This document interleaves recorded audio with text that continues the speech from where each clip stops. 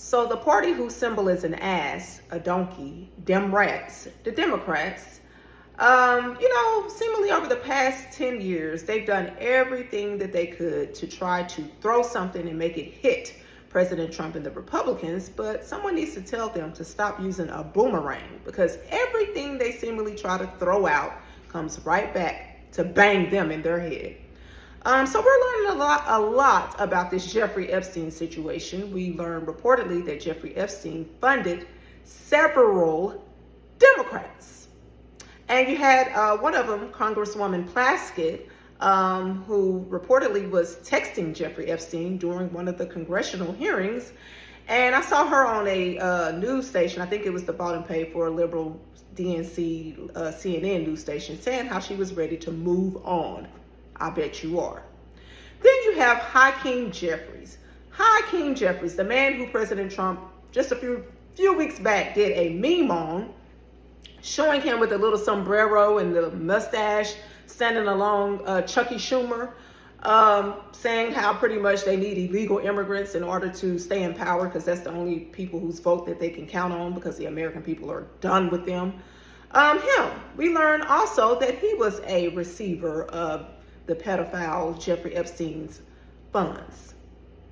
Yeah, you can't make this stuff up, you guys. And then you had Jasmine Crockett on the floor trying to call out Republicans' name, which the majority of them are no longer even in office.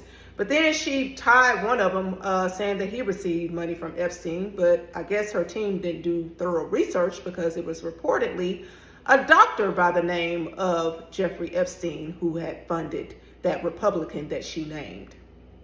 Another token of the Democrat Party.